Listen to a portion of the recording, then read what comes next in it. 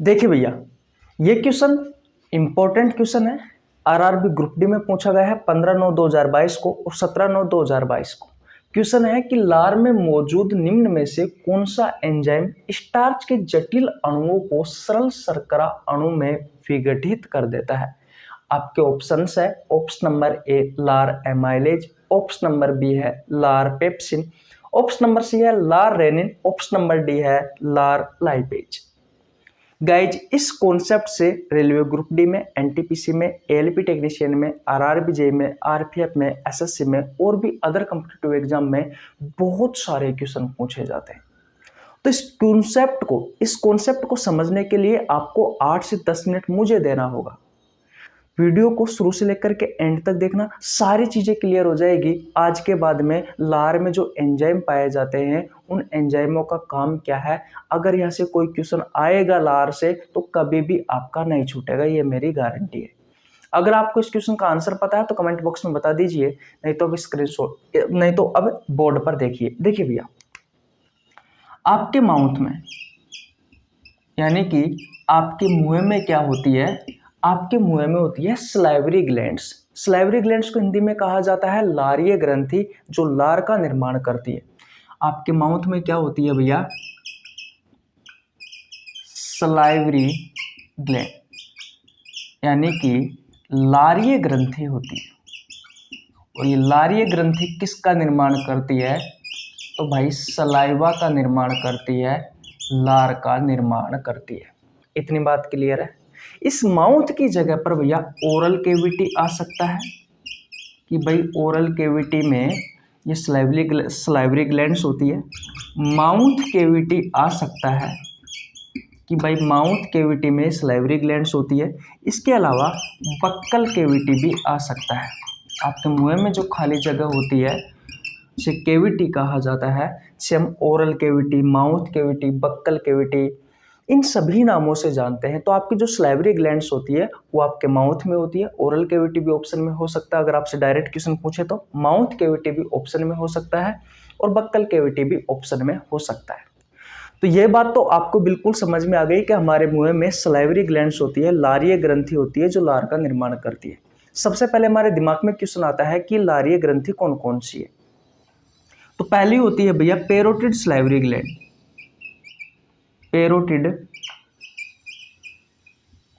Salivary gland. और ये parotid जो स्लाइवरी ग्लैंड्स होती है ये आपके कान के पास होती है। और हर हमेशा याद रखना, ये जो लारीय ग्रंथि होती है ये 3 जोड़ी होती है, 3 जोड़ी होती है, यानी कि संख्या में कितनी हो गई, 6। तो जैसे कि अगर मैंने ये लिखवाई 1 नंबर की तो ये 1 जोड़ी होगी, यानी कि इनकी संख्या कितनी होगी, 2 होगी। दूसरी लिखवाऊंगा वो भी 1 जोड़ी होगी तो उनकी संख्या भी 2 होगी। तो तीसरे नंबर की लिखवाऊंगा वो भी 1 जोड़ी होगी, यानी कि उनकी संख्या भी 2 होगी भैया। तो पेरोटिड स्लाइवरी ग्लैंड्स ये 1 जोड़ी होती है और हमारे कान के पास होती है। इतनी बात क्लियर है। और ये सबसे बड़ी लारीय ग्रंथि है। तो अगर आपसे क्वेश्चन पूछे कि सबसे बड़ी लारीय ग्रंथि कौन सी है तो आप आंसर क्या करके आओगे, पेरोटिड स्लाइवरी ग्लैंड्स जो होती है वो सबसे बड़ी लारीय ग्रंथि है। इतनी बात क्लियर है। ओके, नंबर 2 पर बात करते हैं सबलिंगुअल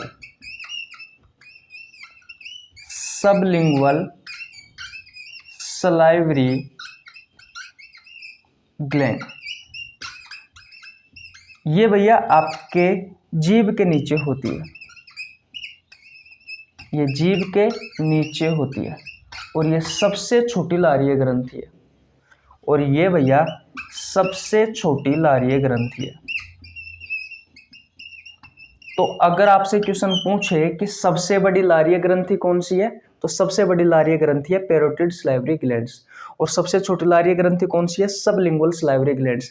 पेरोटिड स्लाइवरी ग्लैंड्स भी 1 जोड़ी होती है, यानी कि संख्या में 2 होती है। जब भी जोड़ा है तो समझ लेना संख्या में 2 है। सबलिंगुअल स्लाइवरी ग्लैंड्स जो होती है ये भी 1 जोड़ी होती है, यानी कि इनकी संख्या कितनी होगी, 2 होगी। ये सबसे बड़ी है, ये सबसे छोटी है। इतनी बात क्लियर है। इनका काम क्या है, लार का निर्माण करना। मैं तीसरे नंबर की आपको बता देता हूं, ये भी 1 जोड़ी होती है, ये होती है भैया सबमैंडिबुलर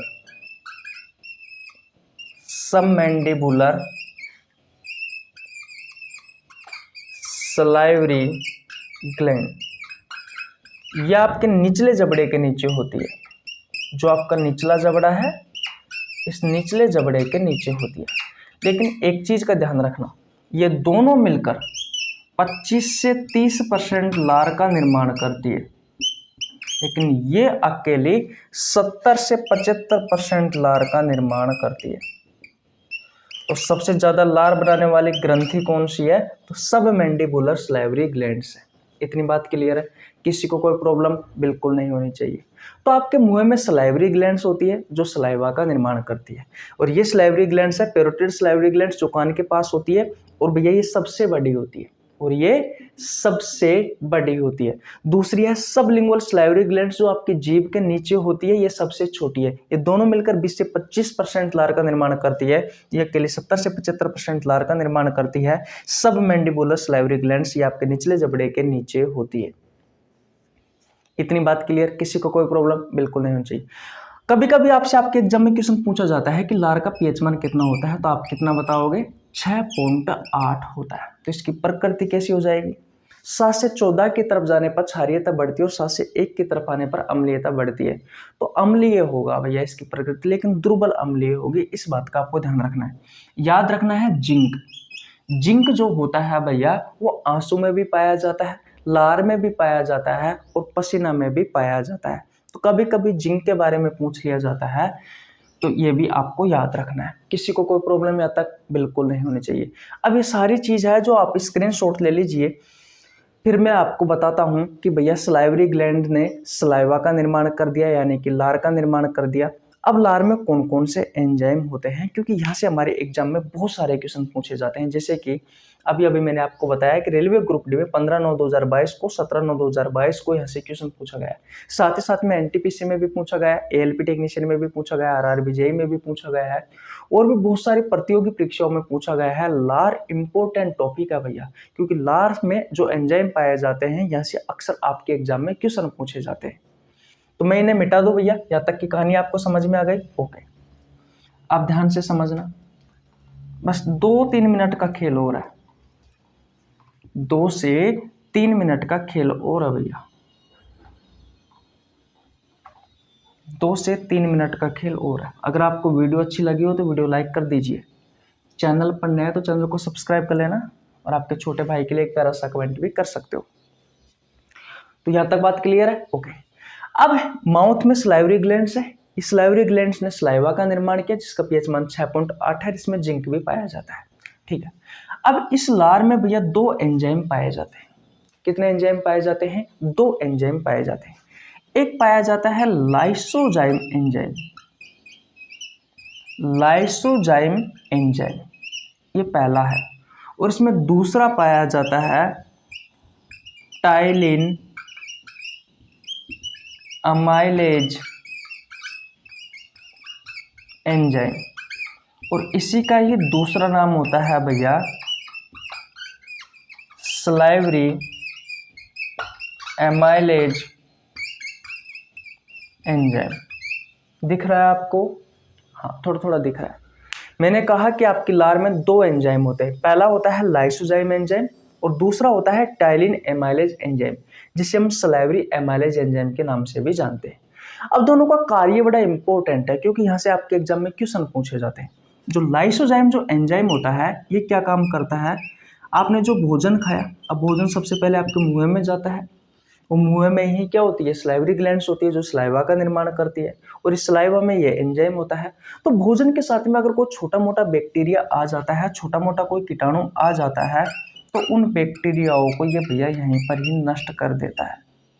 उस बैक्टीरियाओं को ये लाइसोजाइम एंजाइम जो होता है वो यहीं पर ही नष्ट कर देता है। इतनी बात क्लियर है? किसी को कोई प्रॉब्लम यहाँ तक बिल्कुल भी नहीं होनी चाहिए। तो लाइसोजाइम एंजाइम का कार्य आपको समझ में आ गया है कि क्या करता है कि भोजन के साथ अगर कोई छोटा मोटा बैक्टीरिया आ गया है तो ये उसे नष्ट कर देता है। अब बात आती है कि भाई टाइलिन जो एमाइलेज एंजाइम होता है या फिर सलाइवरी एमाइलेज एंजाइम होता है, ये क्या काम करता है? तो ये कार्बोहाइड्रेट के पाचन में सहायक होता है, कार्बोहाइड्रेट के पाचन में सहायक होता है। अब यहाँ से आपको एक बात सीखने को मिली, जैसे ही भोजन आपके मुंह में गया तो सबसे पहले आप सभी को पता है भोजन के जो मुख्य अवयव होते हैं कार्बोहाइड्रेट, प्रोटीन, वसा, हमारे शरीर में इन तीनों का ही पाचन होता है। तो सबसे पहले कार्बोहाइड्रेट के पाचन की शुरुआत हुई हमारे मुंह से, क्योंकि हमारे मुंह में सलाइवरी ग्लैंड्स है जो सलाइवा का निर्माण करती है। इन सलाइवा में टायरिन एमाइलेज एंजाइम होता है जो कार्बोहाइड्रेट के पाचन में सहायक होता है। लेकिन याद रखना कार्बोहाइड्रेट का यहाँ पर पूर्ण पाचन नहीं होता।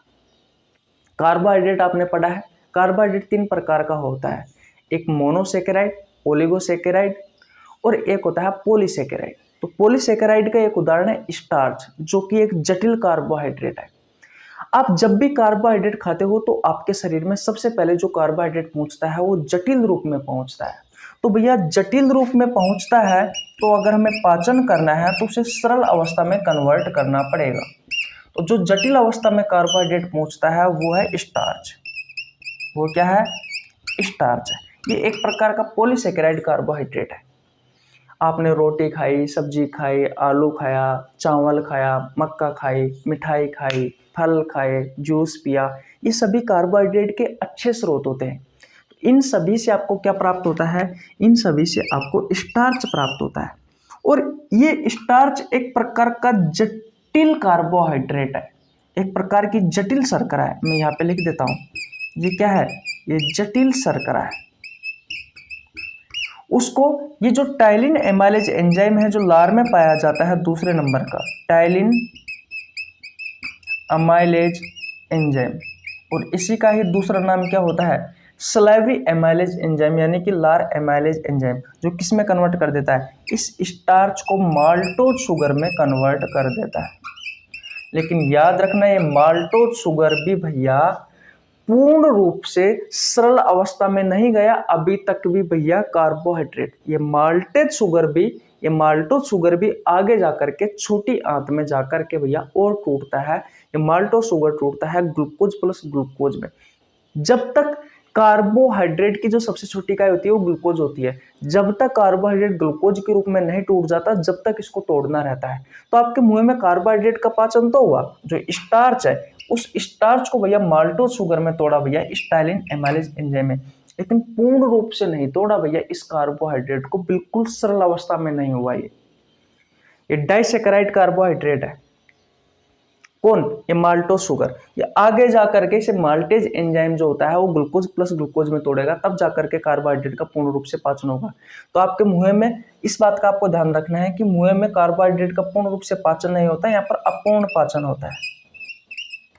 और क्या क्या याद रखना है? लार में पाए जाने वाला जो टाइलिन एमाइलेज एंजाइम है, जो सलाइवरी एमाइलेज एंजाइम है, वो जटिल शर्करा को सरल शर्करा में बदलने में कोशिश करता है, लेकिन पूर्ण रूप से बदल नहीं पाता है। ये सिर्फ स्टार्च को, जो कि एक जटिल शर्करा है, उसको माल्टोज शुगर में तोड़ देता है, लेकिन ये पूर्ण रूप से कार्बोहाइड्रेट की सबसे छोटी इकाई तक नहीं पहुंचा है। जब तक कार्बोहाइड्रेट की सबसे छोटी इकाई होती है वो होती है ग्लूकोज। जब तक ग्लूकोज तक नहीं टूट जाता तब तक भैया इसे हमें तोड़ता रहना चाहिए। आगे जाकर के टूटेगा। अब भैया मुंह में भोजन है, उसके बाद में भोजन नली की सहायता से पेट में जाएगा। पेट में सिर्फ प्रोटीन का पाचन होता है, ना तो कार्बोहाइड्रेट का होता है ना ही वसा का होता है। मुंह में सिर्फ कार्बोहाइड्रेट का होता है, ना तो प्रोटीन का होता है, ना ही वसा का होता है। भोजन नली की सहायता से भोजन खा जाएगा आपके पेट में सिर्फ प्रोटीन का होता है। उसके बाद में छोटी आंत में जाएगा। छोटी आंत में कार्बोहाइड्रेट का भी होता है, प्रोटीन का भी होता है, वसा का भी होता है। कार्बोहाइड्रेट का पूर्ण रूप से होता है, प्रोटीन का पूर्ण रूप से होता है, वसा का भी पूर्ण रूप से पाचन होता है। इस बात का आपको ध्यान रखना है। तो मैंने पाचन तंत्र वाले चैप्टर में इन एंजाइमों के बारे में बहुत अच्छे से पढ़ा रखा है। फिलहाल मुझे आपको लार में पाए जाने वाले ये जो 2 एंजाइम है, एक लाइसोजाइम एंजाइम और एक टाइलिन एमाइलेज एंजाइम, इनके कार्य पढ़ाने थे, तो वो मैंने आपको बता दिए हैं। स्क्रीनशॉट ले लीजिए। यहाँ पर हमारी क्लास समाप्त होती है। अब इस क्वेश्चन का आंसर आप स्वयं दे सकते हैं कि लार में मौजूद निम्न में से कौन सा एंजाइम स्टार्च के जटिल अणुओं को सरल शर्करा अणुओं में विघटित कर देता है? तो भैया लार एमाइलेज। लार पेप्सिन नहीं होगा, लार रेनिन नहीं होगा, लार लाइपेज नहीं होगा। मैंने बताया ना सलाइवरी एमाइलेज एंजाइम, तो सलाइवा का मतलब लार ही तो होता है, तो लार एमाइलेज एंजाइम ये इसका राइट आंसर हो जाएगा। मैंने आपसे फिर भी कहा था कि रेलवे वाले बच्चों के लिए क्लास है, हर रोज 2 क्लास आती है। अलग से एक कॉपी और पेन उठा लो, अलग से कॉपी और पेन। और कॉपी में हर रोज 2 क्लास आती है मेरी, जो इम्पोर्टेंट टॉपिकों पर, जहाँ से आपके एग्जाम में क्वेश्चन पूछे गए, चाहे वो रेलवे ग्रुप डी हो, एनटीपीसी हो, एलपी टेक्नीशियन हो, आरआरबी, जेईई हो, आरपीएफ हो, भैया उतारते चलिए। वैसे मैं अब कॉन्सेप्ट आपको सिखा रहा हूँ वो चैप्टर वाइज सिखा रहा हूँ, लेकिन मैंने कोई प्लेलिस्ट बना रखी है इनकी, आपको नीचे प्लेलिस्ट मिल जाएगी। आरआरबी ग्रुप डी कहने का मतलब आरआरबी बायोलॉजी 2024 के नाम से प्लेलिस्ट होगी। आपको मैं नीचे दे दूंगा, लिंक डिस्क्रिप्शन में मिल जाएगी आपको, वहाँ से जाकर आप, मैंने बहुत सारी वीडियो बना रखी है, लगभग 8-10 वीडियो और बना रखी है सेम ऐसे ही टॉपिकों पर। तो लगातार हम बढ़ते जाएंगे, हर रोज 2 क्लास आएगी आपके लिए, तो देखते जाइए, बहुत ज़्यादा इंपॉर्टेंट है। चैनल पर नया तो प्लीज चैनल को सब्सक्राइब कर लेना, क्योंकि मैं सभी प्रतियोगी परीक्षाओं के लिए फ्री ऑफ कॉस्ट आपको बायोलॉजी पढ़ाता हूँ। जो कंटेंट आपको पेड कोर्स में उपलब्ध नहीं होता है, उससे अच्छा कंटेंट देने की कोशिश करता हूँ। आपको हमारे साथ जुड़ने के लिए 1 रुपये देने की आवश्यकता नहीं है, सिर्फ आपको चैनल को सब्सक्राइब करना है, बेल आइकन को प्रेस करना है, ताकि आपके पास हमारी वीडियो का नोटिफिकेशन टाइम टू टाइम पहुँच सके। अगर आप में से कोई भी भाई रेलवे की तैयारी कर रहा है, तो रेलवे वाले बच्चों के लिए मैंने बायोलॉजी का एक स्पेशल बैच स्टार्ट किया था 1 फरवरी को, जिसमें मैं आपको बायोलॉजी के प्रीवियस ईयर के क्वेश्चन करवा रहा हूँ चैप्टर वाइज। उसमें 6 चैप्टर कंप्लीट हो चुके हैं, 7वां चैप्टर चालू है, जिसमें मैं आपको कंकाल तंत्र वाला चैप्टर पढ़ा रहा हूँ। 6 चैप्टरों में आज तक आपसे रेलवे ग्रुप डी में, एनटीपीसी में, एलपी टेक्नीशियन में, आरआरबी जेईई में, आरपीएफ में जितने भी क्वेश्चन बायोलॉजी से पूछे गए हैं, वो सभी क्वेश्चन मैंने आपको कॉन्सेप्ट के साथ में बिल्कुल आसान भाषा में, जैसे ये क्वेश्चन करवाया है ना, वैसे क्वेश्चन करवाया है। तो भैया उस बैच को आप ज्वाइन कर सकते हो, बिल्कुल फ्री ऑफ कॉस्ट है, सिर्फ चैनल को सब्सक्राइब करना और कुछ नहीं करना। आगे बात समझ में, अपने छोटे बड़े भाई बहनों के पास इस वीडियो को शेयर कर सकते हो, ताकि वो भी फायदा उठा सके। तो ये अच्छे कॉन्सेप्ट आपको इस सीरीज में मिलते रहेंगे, इस प्लेलिस्ट में मिलते रहेंगे, तो जुड़े रहिए हमारे साथ। और अलग से पेन और कॉपी बना लीजिए बायोलॉजी की, हर रोज आप इनको देख लोगे ना, तो ये समझ लीजिए कि भैया आपको पढ़ने की आवश्यकता ही नहीं है इसके अलावा बायोलॉजी, आपका काम यहीं से ही हो जाएगा। क्योंकि मैं जो क्वेश्चन लेके आ रहा हूँ, ये आप चाहे प्रीवियस ईयर के क्वेश्चन उठा करके देख लेना, यहीं से ही क्वेश्चन पूछे गए हैं जो मैं आपको बोर्ड पे करवा रहा हूँ यहाँ पर।